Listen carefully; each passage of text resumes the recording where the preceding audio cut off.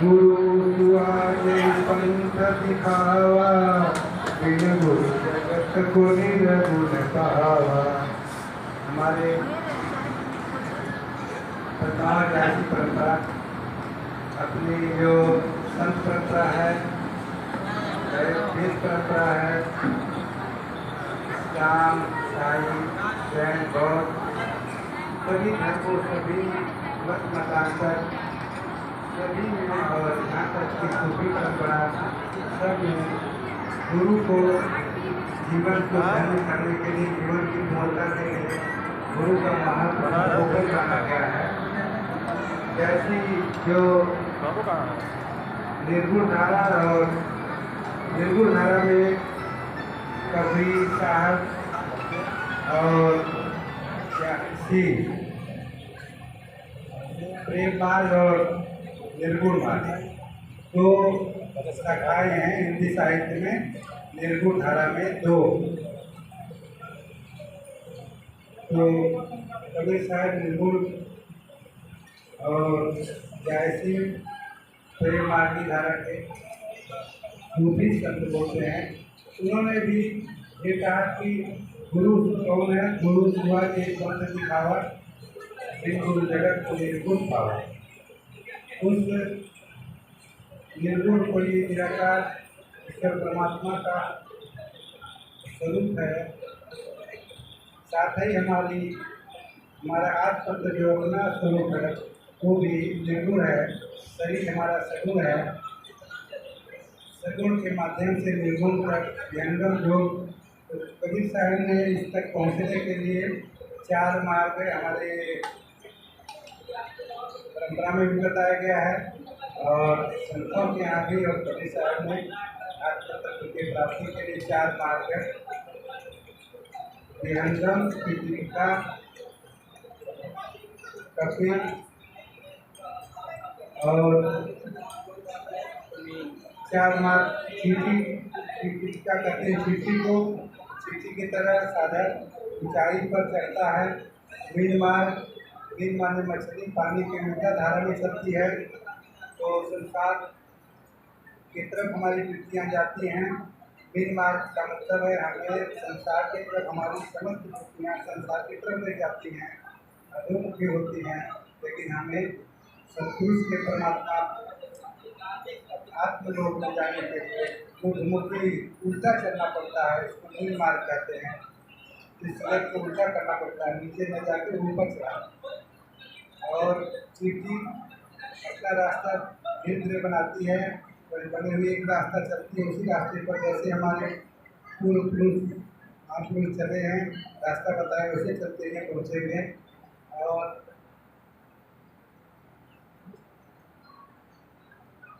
का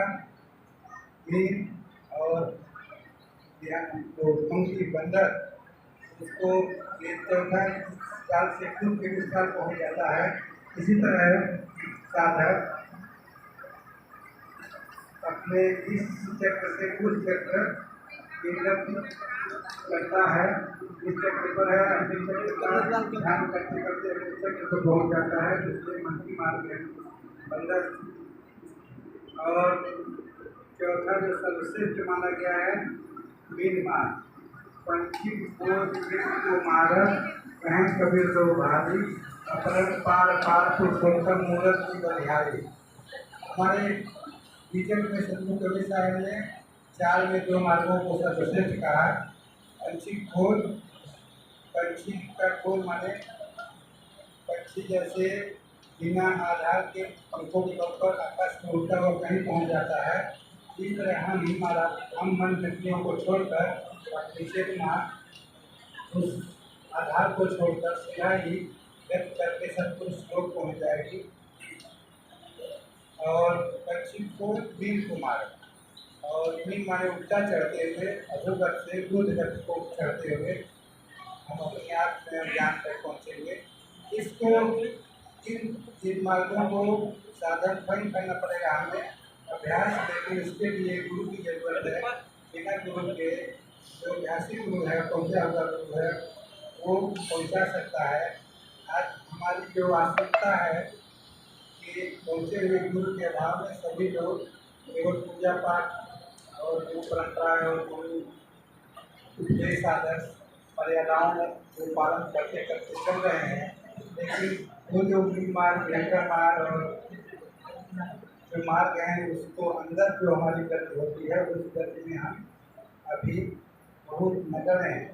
इससे बहुत गंभीर होने की जरूरत है कि जीवन की पूर्णता उस मार्गों में जाने में है, और जो बाहरी क्रियाकर्म और व्यवहार है इसको चलते के चलते एक नैतिक आदमी भी रह सकते हैं, लेकिन आध्यात्मिक आदमी नहीं हो सकता। आध्यात्मिक जीवन नहीं हो सकता, नैतिक जीवन केवल हो सकता। हमसे प्राप्ति बदमाश नहीं है, एक अच्छे व्यक्ति, लेकिन हम आध्यात्मिक व्यक्ति नहीं। तो आध्यात्मिक व्यक्ति एक यात्रा है, उसको बहुत ध्यान रखने की जरूरत है। और यहाँ आकर सतगुरु के धाम में इस बात को ध्यान में रखे जाना है कि हमारी आध्यात्मिक यात्रा की शुरुआत गुरु के माध्यम से होनी चाहिए। तभी हमारा जीवन पूरा होगा, हमारे रोग शोक दूर होगा। शोक और भय, निर्भय भय तय गुरु की नगरिया, सुख सोदास कबीरा हो। पहले का दो दुख है, शोक और भय। मनुष्य को इस रोग का भय, उस रोग का भय, ये काम मेरा वो काम, दुनिया भर के भय और शोक चिंता लेके मनुष्य जीवन में नुकसान रहता है। ये दोनों चीज़ें तभी दूर होगी जब वो गुरु के नगर का वासी होगा, गुरु के नगर का राष्ट्रगीर होगा। तो इस दृष्टि से गुरु की जो वेद व्यास जो हमारे छह शास्त्रों के करता है, वेद की महाभारत भगवत पुराण सबके कर्ता व्यास जी हैं, उनके जन्मदिन के अवसर को व्यास पूजा के साथ में शुरू किया गया और इस गुरु दिवस के रूप में मनाया जाता है, जिसको परंपरा से सभी महापुरुष करते आए। और कभी साहेब में तो गुरु मानुष कर जानते देकर कहिए वहाँ दुखी संसार में आगे जन का फल। गुरु को ही मनुष्य नहीं ईश्वर से बढ़कर बताया, और ऐसा हम भाव रखेंगे तभी हम उस लक्ष्य को प्राप्त कर सकते हैं। जो सामने गुरु है उनमें ही ऐसा भाव करने से हमारे अंदर की ऊर्जा शक्ति बढ़ जाती है, और अदृश्य गुरु शक्ति हमारे अंदर जो है अदृश्य अशरीरी गुरु को सहायता करने लग जाती है, शरीरी गुरु छूट जाती है। तो अशरीरी गुरु अंदर है तथा जब शरीरी गुरु के माध्यम से शुरू होकर अशरीरी गुरु की सहायता प्राप्त होने लगती है और हमारा रास्ता मिलने लगता है, जो अंदर घटित होगा शरीरी गुरु अपने आप छूट जाते हैं। इसलिए हमारी यात्रा जब घनिष्ठता बदलेगी तो शरीरी गुरु से संबंध जुड़ जाएगा, इसलिए हमारी साधना की शुरुआत होगी। इसलिए बहुत हमारे शास्त्र धर्म दर्शन सब बताते हैं, बहुत चिंता करें, भक्त करें, निराश होने की जरूरत नहीं। गुरु तत्व में श्रद्धा करने की जरूरत है, लगने की जरूरत है, निष्ठा करने की जरूरत है, उसको करने की जरूरत है। ध्यान में तब हम अपने जीवन को पूर्ण कर पाएंगे। अभी हम लोगों ने 4 साहब लोगों को पूजा मानती तिलक टोपी शैली नहीं था, टोपी शैली देकर जो मान बनाया गया, ये परंपरा रही है जो दाना में काफ़ी गंभीरता से पालन की जाती है।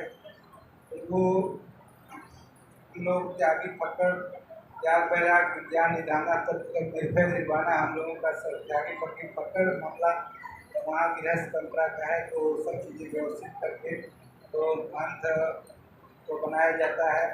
तो लेकिन बहुत से संत लोग और भक्त लोग मूल धारा में सतगुरु साहब जो मूल पिता थे और सभी उनके संतान बेटे धर्मदास साहब, सुखगोपाल साहब, जागरूक बाबू सब उनके संतान हैं, तो ये भाई हैं आपस में।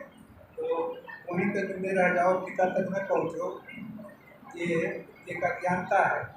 जो अज्ञानता में पड़े रह गए वहीं दाना खड़ा कर शिष्यों तक भी जुड़े रह जाते हैं। मुझे ये सोचना है कि जो मूल पिता हमारे सतगुरु कबीर साहब हैं। तो कबीर साहब के तीर्थस्थलों, कबीर साहब के ऐतिहासिक स्थलों, कबीर साहब के जीवन दर्शन, कबीर साहब के वाणी वचन, उनके विजन, उनके सिद्धांत, उनकी मान्यता उन तक पहुँचना जरूरी है। और नीचे वाले शिष्यों तक भी सीमित रह जाना एक अधूरा होगा, मर्यादा का भंग होगा। किसी के घर जाएं और मालिक से ही न मिलें और उनके नौकर चाकर से या उनके बेटी बेटा से मिल के चले आएँ, तो ये मर्यादा का भंग माना जाता है, उनका क्षय हो। ऐसा करते हैं तो गलत है। तो वही बात हमारे पंथ में भी है कि सभी को छोड़ के सुल्तानों तक भी तक भी सीमित रह जाते हैं। तो सीमित नहीं रहना है, गुरु साहब के तक आगे बढ़ना है। और इसलिए मध्यान्ह और भाईचारा जो स्थल हैं, जगन्नाथपुरी और अमरकंटक और बारहगढ़, सभी उनके मूल स्थल जो साल के हैं, उनको तीर्थधाम कभी वर्ष सब दर्शन करना, तीर्थ यात्रा बनाना और मूल स्थलों से जुड़ना। और गुरु की गतियाँ जो हैं, उन गतियों में 12 हमारे यहाँ गतियों पर भी जाना, ये सब हमारे कभी पंथ और अपने ज्ञान विचार को जानने के माध्यम और भ्रमण और पर्यटन और सभी तरह से सभा करने की आवश्यकता है। तो उन्हीं सबों के साथ अभी प्रसाद कटेगा, इसके बाद पंगल होगा, इसके बाद फिर भजन और सत्संग होगा। रात में सब भगवान साहब आए हैं और बहुत से संत लोग हैं, तो भजन सत्संग फिर होगा। तो भजन सत्संग में भाग लेंगे। इस समय अगर प्रवचन कहा जाएगा तो मंदिर